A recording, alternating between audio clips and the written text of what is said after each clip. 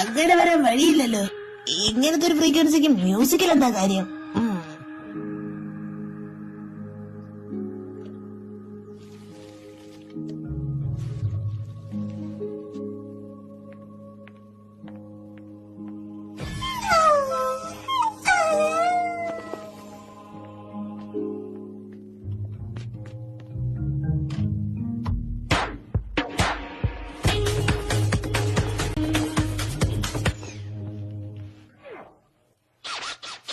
ഞാൻ ഈ Tony book വായിച്ചതിനു ശേഷമാണ് എഴുതിയത്.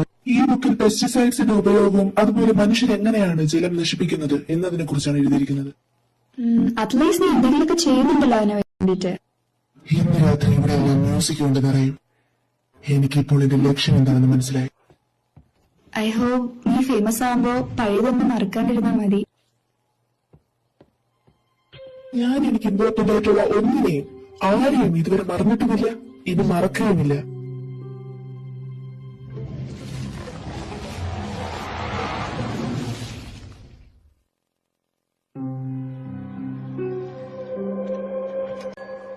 അവരെന്താ ഗാർഡൻ പറഞ്ഞു കേട്ടോ. സ്കൂൾ ഗ്രൗണ്ടിന്റെ ഒരു അവസ്ഥ നോക്കിക്കേ. ഇവിടെ എല്ലായിടും ഇതേപോലെയാണല്ലോ. ഇത് വിയേർഡായിട്ടുണ്ട്. അടുത്ത വിയെടുത്താ വരുന്നു. ഹേ ഗൈസ്, ഇതൊക്കെ കണ്ടിട്ട് ഒരാളെ അയാളെ സുഹൃത്തുക്കളെ മറന്നതുപോലെ ഉണ്ടല്ലോ.